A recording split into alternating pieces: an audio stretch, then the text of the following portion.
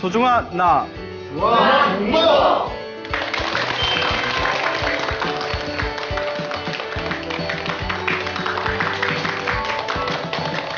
예, 만나서 반갑습니다. 예, 볼 때마다 반갑죠? 네. 예. 우리 중생들이 살다 보면, 살아가는 과정에서 좋은 일이 생길 때도 있고, 나쁜 일이 생길 때도 있습니다. 그래서 우리 불교에서는 과거에 지어놓은 선업의 힘에 의해서 행복한 삶을 살아가게 되고, 과거에 지었던 악업, 좋지 못했던 나쁜 업의 에너지에 의해서 그 불행한 그런 좋지 못한 결과를 맞이하게 된다라고 불교에서는 가르치고 있습니다. 그래서 불교에서는 행복한 삶을 살기 위해서는 무엇보다 복을 많이 지어야 되고 선업을 지어야 되고, 그리고 가장 중요한 게 내가 지었던 과거의 악업을 소멸시켜야 됩니다. 예. 그렇기 때문에 불교에서는 자기가 전생에 지었던 혹은 과거에 지었던 몸으로 지은 악업, 입으로 지은 악업, 생각으로 지은 악업, 이 세 가지의 악업을 소멸하기 위해서 기도를 많이 시킵니다. 예. 근데 불교에는 굉장히 많은 기도법이 있습니다. 그래서 저도 불자분들한테 불자님들 행복한 삶을 사시려면 기도를 많이 하세요. 기도를 하고 업장을 소멸해야 됩니다. 복을 많이 지으세요. 기도를 많이 하십시오 라고 이렇게 말씀을 드리면 많은 불자님들이 스님, 너무 기도법이 많아서 어떤 걸 해야 될지 모르겠습니다. 이런 이야기를 곧잘 듣고는 합니다. 근데 실제로 스님인 제 입장에서 봐도 불교에는 굉장히 많은 수행법이 있고, 그 수많은 수행법 중에서 기도 하나만 놓고 보더라도 굉장히 많은 기도법이 있습니다. 그러니까 어느 불자님이 스님, 어떤 스님이 연불을 많이 하라고 하는데, 연불도 나무아미타불 연불도 있고 관세음보살 연불도 있고 지장보살 연불도 있고 석가모니불 연불도 있고 어떤 걸 해야 됩니까? 라고 질문하는 분도 계시고, 스님 어떤 분이 주문을 많이 외우라고 하는데 신묘장구 다라니도 있고 능엄주도 있고 옴마니 반매음도 있고 광명진언도 있고 어떤 걸 해야 더 좋습니까? 이렇게 헤아릴 수가 없어요. 스님, 그 경전을 독송하면 너무 좋다는데 금강경을 읽을까요? 법화경을 읽을까요? 반야심경을 읽을까요? 어떤 걸 할까요? 그러면 그냥 하고 싶은 거 하세요 하면 또 하고 싶은 게 너무 많아. 그러니까 어떤 걸 해야 될지 잘 모르겠습니다. 어떤 기도를 해야 좋겠습니까? 라고 질문하는 불자분들이 굉장히 많습니다. 그런데 불교에서는 수많은 기도법이 있는 이유가 중생들의 성격이나 성향이나 업보가 다 틀리기 때문에 중생들 수준에 맞춰서 가르쳐 주다 보니까 여러 가지 기도법이 나왔다고 합니다. 그 사람들의 그 성향에 맞춰서 그 약을 처방하듯이 중생들은 각자 가지고 있는 업의 그릇이 틀리기 때문에 중생들마다 여러 가지 방법을 가르쳐 주다 보니까 지금 굉장히 많은 기도법이나 수행법이 존재하게 된 것입니다. 그래서 우리 입장에서 보면 옛날에 2600년 전에 부처님이 살아계실 때에는 부처님한테 부처님 저 어떤 수행할까요? 하고 여쭤보며 부처님이 그 중생의 근기를 다 꿰뚫어 본 뒤에 너는 이런 수행을 하거라, 자네는 저런 수행을 하거라, 이렇게 가르쳐 주신 대로 수행하면 되지만 지금은 애매해요. 그렇죠? 네. 그리고 무엇보다 스님들이 이렇게 기도법을 가르쳐 줘도 중생들 마음에 항상 그렇잖아요. 똑같이 짜장면을 먹어도 꼭 내 거보다 저쪽에 완두콩이 하나 더 들어간 것 같고, 네? 그렇죠? 네. 떡볶이를 퍼줘도 저쪽에 오뎅이 하나 더 들어간 것 같고, 그러니까 나는 이 기도하고 있는데 저 기도하고 있는 사람 보면 저게 더 괜찮아 보이고, 저 기도하다가 또 이 기도하는 사람 보면 이 기도가 또 더 괜찮아 보이고, 그러니까 우리 마음이 그렇게 번뇌로 망상으로 들끓고 있다는 겁니다. 동감하시죠? 네. 그런데 우리 불교의 가르침에 의하면 우리 이 세상에는 수많은 기도의 방법이 있지만 결국은 하나로 통한다고 합니다. 오직 하나로 통한다. 이 하나만 알면 무슨 기도를 하든 효과는 똑같답니다. 그러면 그 하나가 무엇인고 하니 궁금하죠? 예, 가르쳐 드릴게요. 일심이라고 합니다. 한마음, 일심, 마음을 하나로 모으는 거. 이게 모든 기도의 가장 중요한 핵심이다 라고 이야기를 합니다. 그러니까 아미타불을 부르든 관세음보살을 부르든 지장보살을 부르든 핵심은 어디에 있다? 그렇죠. 일심, 마음을 하나로 모으는 거. 금강경을 읽든 법화경을 읽든 반야심경을 읽든 핵심은 어디에 있다? 그렇죠. 일심, 마음을 하나로 모으는 거. 신묘장구다라니를 외우든 능엄주를 외우든 광명진언을 외우든 마음을 하나로 통일하는 것이 가장 중요하다고 부처님의 경전과 역대 큰 스님들께서 말씀을 하셨습니다. 그러니까 수많은 기도 중에서 자기 한번 직접 다 해보는 거예요. 이것도 해보고 저것도 해보다가 가장 집중이 잘 되고 가장 편안한 것을 하나 딱 선택하셔서 꾸준히 하시면 결국 모든 기도의 마지막 궁극에는 하나의 결과에 도착하게 되는 것입니다. 예전에 대만에 지금은 돌아가셨는데 대만 아세요? 네. 가보셨어요? 그거 잘 모르는구나. 저 가봤어요. 네, 유런했을 때 졸업여행으로 대만을 갔던 기억이 있는데 굉장히 불심이 깊은 나라예요. 아주 불교 국가라고 해도 과언이 아닐 정도로 불심이 깊은 그런 나라였다 기억이 됩니다. 대만에 남해근이라는 거사님이 있었어요. 지금 돌아가셨는데 이 남해근이라는 거사님이 유교, 불교, 도교를 열심히 이제 공부하고 또 불교 수행을 열심히 하던 굉장히 유명한 거사님입니다. 이 남해근 거사님이 쓰신 책에 나오는 내용인데 굉장히 재미난 내용이 담겨져 있어요. 이 남해근 거사가 예전에 과거에 친분이 있던 분이 중국에서 살고 있다가 공산당에 의해 가지고 그 공산당을 피해서 대만인가 홍콩인가에 탈출을 하는 과정이 있었답니다. 그래서 이제 공산당의 눈을 피해서 이렇게 탈출을 하는데 그때 부인이랑 갓난아기 하나 안고 이제 세 식구가 이제 탈출을 하고 있었대요. 탈출을 하다가 어느 집에서 잠시 쉬고 있는데 공산당이 이제 들이닥친 거예요. 공산당이. 그거 어떡해요? 너무나 두려워서 벽에 있는 벽장 뒤쪽에 가서 이렇게 가족이 숨습니다. 숨는데 쿵쾅쿵쾅 거리면서 이제 공산당이 방으로 쑥 들어오니까 덜컥 겁이 난 게 갓난아기가 있잖아요. 아기가 울면 이제 다 걸리는 거예요. 근데 아기가 울어요, 안 울어요? 안 울어요? 예, 그래. 그냥 평소에는 울잖아요. 예, 평소에는 울잖아요. 벌써 결과를 말씀해 보셨네. 예. 그러니까 갓난아기가 너무 자그마한 자극에도 막 예민하게 굴고 울지 않습니까? 그러니까 공산당이 걸리면 총살이 되는 거거든요. 어떻게 해야 되나 어떻게 해야 되니까 사람이 다급하면 없던 종교심이 일어납니다. 예?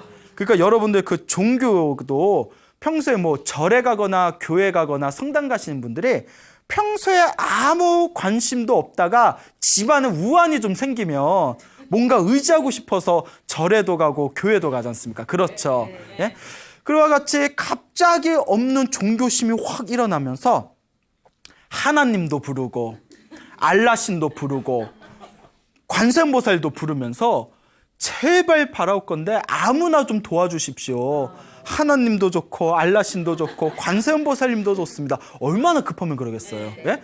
그러니까 제발 좀 도와주십시오 하고 간절히 기도했답니다.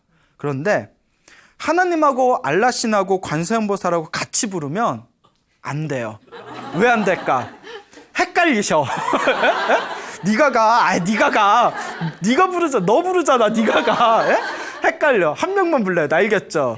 그런데 우리는 이제 스님이지 않습니까? 예, 누구를 부르는 게 제일 좋다? 관세음보살 부르는 게 제일 좋다. 이렇게 또 마무리를 짓고 싶네요. 간절하게 부르니까 울던 갓난아기가 울지를 않더래요. 정말 신기한 경험이었답니다. 공산당이 샬라샬라 하면서 쿵쾅쿵쾅 거리는데 애가 쥐죽은 듯이 가만히 있더래요. 애도 죽기 싫었나 봐. 애도 갓난아기도 여기서 내가 울었다 우리 다 죽는다 싶었나 봐요. 가만히 숨죽은 듯이 있더래. 갓난아기도. 계속 이제 관세음보살을 부르고 마음속으로 도와달라 비니까 사실 공산당들도 다 눈이 있잖아요. 응? 눈을 이렇게 보면 그 뒷면에 벽장 있는 거 보일 거 아니에요. 그거 이렇게 열어보면 딱 걸릴 거 아니에요. 신기한 게 침대 밑에까지 싹싹지 뒤지면서 벽장을 안 열더래요. 그 경험을 하셨답니다. 벽장을 안 열더래요. 벽장 열면 죽는데 그냥 계속 불보살님과 관세음보살을 부르고 하느님도 좋고 알라신도 좋습니다. 관세음보살님 제발 도와주십시오 하니까 애기도 안 울고 벽장도 안 열고 그리고 다른 데는 다 열어보더니 없다 가자 하고 그냥 휙 가더래요. 벽장은 안 열고 마치 연극으로 짜는 것 같이. 그러니까 야 이건 정말 기적이다. 정말 뭐가 있나 보다 확신이 들더랍니다. 그래서 그 중국 땅에서 탈출을 할 때까지 위급한 상황이 있을 때마다 관세음보살을 불렀대요. 관세음보살을 열심히 불렀는데 중간중간 위급한 상황이 생길 때마다 기적같이 그걸 넘겼대요. 지금 생각해도 너무나 기적 같은 상황들이 펼쳐지면서 결국 탈출을 합니다. 무사하게. 그리고 그때 경험했던 그 신비로운 기적 때문에 그 뒤로 이제 열심히 기도를 하셨대요. 막 옴마니 반면도 부르고 신묘장구 다라니도 부르고 아미타불도 부르고 관세음보살도 불렀는데 그 오랫동안 이제 불교 공부를 하다가 그 남해근거사를 만납니다. 그 남해근거사가 워낙 이제 수행을 많이 한 거사니까 내가 이런 경험이 있었다. 신기하지 않냐. 그래서 나는 기도의 기적을 믿는다. 그런데 그때는 기도할 때마다 그런 신비한 기적이 일어나면서 위급한 상황을 모면했는데 지금 여기 와서는 아무리 기도해도 아무런 효과가 없다. 왜 그러냐 했더니 그 남해근거사 하는 얘기가 그건 당연한 결과지 않겠느냐. 왜 그런고 하니 그때는 중국 땅에서 공산당한테 들킬 때는 내가 이거 걸리면 죽는다 싶어가지고 얼마나 간절한 마음으로 마음을 하나로 통일해서 완벽하게 순수한 마음으로 기도를 했으니까 그 일심, 마음이 하나로 통일된 기도의 힘에 의해서 그 위급함을 넘길 수가 있었던 거다. 그런데 지금은 기도를 하면서 이제 편하잖아요. 사람이 변똑강 갈 때랑 나올 때랑 같아요, 틀려요? 틀리잖아요. 이제 쌀 거 다 싸고 시원하거든. 그러니까 기도를 해도 마음 한구석에 의심이 있는 거예요. 이걸 하면 그때처럼 효과가 있을까? 저 기도가 더 낫지 않을까? 이 기도가 더 낫지 않을까? 옛날에는 조금만 기도해도 효과가 바로바로 나왔는데 왜 지금은 효과가 없지? 이렇게 마음속으로 자꾸 망상이 일어나고 일심, 마음이 흐트러져 버리니까 그때와 같은 기적 같은 효과가 일어나지 않는 것이다. 이렇게 말씀을 하셨다고 합니다. 결국 기도의 가장 중요한 핵심이 뭐예요? 그렇죠. 여러분 바로 눈앞에서 공산당이 총으로 쏴 죽인다고 했을 때 내가 관세음보살을 불러야만 내가 여기서 살아남을 수 있겠구나라는 믿음이 있을 때 그때 그 총뿌리가 코앞에 있는 상황에서 내가 관세음보살을 부른다면 딴 생각이 나겠어요? 안 나겠어요? 안 나죠. 오로지 관세음보살. 죽든가 살든가 내가 믿을 거는 관세음보살뿐이 없구나. 지장보살뿐이 없구나. 아미타불뿐이 없구나. 오로지 기도에 집중해 보세요. 그때 생사가 코앞에 왔다 갔다 하는 기도에서는 정말 놀라운 효과를 발휘하게 됩니다. 사실 저도 경험이 있어요. 평소에는 뭐 이렇게 법당에서 나무 아미타불, 뭐 관세음보살 목탁 칠 때는 틀리나 안 들리나 목탁을 쳐도 관세음보살은 나타날 기미도 안 보이고 그런데 정말 막 다급할 때 있잖아요. 그때 다급할 때는 저절로 관세음보살이 나오잖아요. 그때는 저도 신비한 경험을 한 적이 있습니다. 그게 묘해요. 그리고 정말 효과가 있구나 하고 또 다시 법당 가서 목탁 치면 들리나 안 들리나 내 마음이 간절하지 못해서 그런가 어째 나오질 않는가 뭐 싶을 때가 있습니다. 기도는 마음이 얼만큼 순수하고 간절한가 이게 참 중요합니다. 그렇죠. 옛날에 그 중국에 어느 스님이 계셨는데 이 젊은 스님이 머리가 엄청 우둔했대요. 머리가 엄청 멍청했대요. 왜? 찔러요? 예, 머리가 엄청 이제 우둔하셔가지고 이 스님께서 아무리 경전 공부를 해도 아무것도 외우질 못하더래요. 그 스승님이 너는 전생에 업장이 두꺼워서 이렇게 머리가 둔한가 보다. 그러니 업장 소멸부터 해야 된다. 그래서 그 우둔한 스님에게 신묘장구 다란이를 가르쳐 줍니다. 우리 불교에 보면 천수경이라는 책이 있지 않습니까? 천수경에 이제 그 안에 신묘장구 대다란이라는 다란이 주문 수행이 있어요. 그 신묘장구 다란이를 계속 외우다가 이제 10년 동안 산속에서 오로지 신묘장구 다란이만 외웠대요. 외우다가 오로지 그거 하나만 파니까 신통이 생겼답니다. 신통이 확 생겼대요. 그 신통이 생기고 나서 이분이 어떤 신통력을 발휘했냐면 딱 정신을 집중하고 신묘장구 다란이를 외우면 몸이 허공에 붕 뜨는 신통력을 얻대요. 예? 그렇죠. 공중부양이라고 하죠. 그러니까 신도들이 보고 난리가 난 거예요. 절에 와가지고 사람들이 다 이렇게 스님을 보면 스님이 딱 다란이만 외우면 몸이 붕 뜨니까 그냥 구름같이 신도들이 모여드는 거예요. 그러니까 이 소문이 널리 퍼지다 보니까 경전 공부를 많이 하신 스님이 계셨답니다. 이 경전 공부를 많이 하신 스님이 이제 당신이 책으로만 공부하고 이제 기도나 수행을 열심히 하지를 못한 거에 대한 어떤 그런 부끄러움이 있었나 봐요. 그래서 내가 저기 가면 그 다란이를 외우면 공중부양이 되는 놀라운 그런 기적을 갖춘 스님이 있다는데 내가 그 스님 밑에서 좀 공부 좀 해야 되겠다. 그래서 이 경전 공부만 열심히 하던 이 학생이 그 공중부양을 하는 스님을 딱 찾아가요. 그래서 이제 스님한테 딱 인사를 드리고 소문 듣고 왔는데 한 번만 보여줄 수 있습니까? 공짜로 돼요, 안 돼요? 공짜로 안 돼요. 예.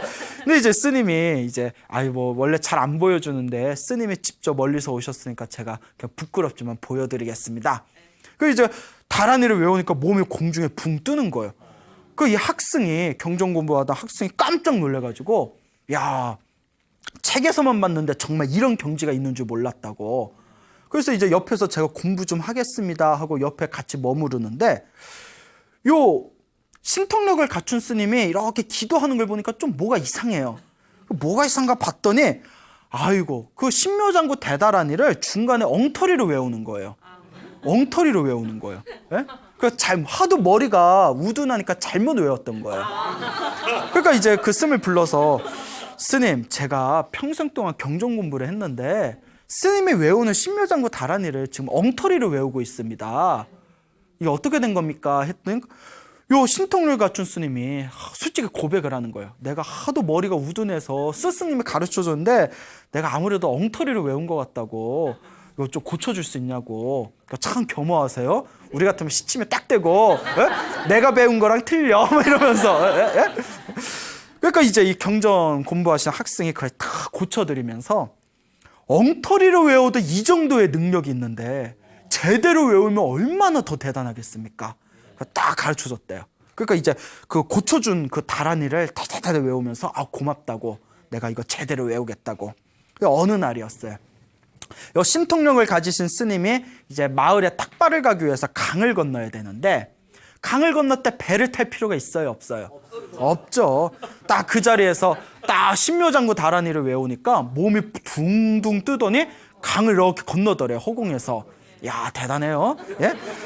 그래서 이제 딱 가다가 중간쯤에 갑자기 한 생각 망상이 일어난 거예요. 아니, 그때 다란이 제대로 가르쳐줬는데 내가 또 엉터리를 외웠네? 내가 제대로 가르쳐준데 외워야지 하고 그 엉터리 다란이를 제대로 고쳐준 그 제대로 된 다란이를 딱 외우는 순간 물속에 풍덩하고 빠지더래요. 그래서 가까스로 어떻게 허우적거리다가 가까스로 빠져나온 뒤에 그 스님을 찾아가서 얘라 이중아, 당신이 가르쳐준 그 다란이 때문에 내 물에 빠져 죽을 뻔했다고. 이상하네? 나 제대로 가르쳐줬는데? 근데 그 뒤로 신기한 게 자기가 10년 동안 엉터리를 외웠던 다란이를 외우면 하늘에 붕 뜨고 제대로 된 다란이를 외우면 아무런 효과도 없는 거예요. 그래서 나온 말이 다란이, 염불, 기도라는 것은 결국 내가 그동안 수행했던 수행의 과정을 통해서 쌓인 내공이 중요한 거지 그 언어나 말이나 구절이 중요한 게 아니라는 거예요. 무슨 말인지 동감하시죠? 예. 그러니까 10년 동안 닦아왔던 나만의 다란이가 신통을 일으켰던 거지 종이에 써져 있는 그 글씨 자체에 의미가 담겨져 있는 게 아니라는 겁니다. 그렇기 때문에 이 믿는 마음, 그리고 이 마음의 하나로 통일되어진 간절한 이 마음이 엄청난 기적과 같은 에너지를 일으킬 수가 있었던 것이다 라고 우리 불교에서는 가르치고 있습니다.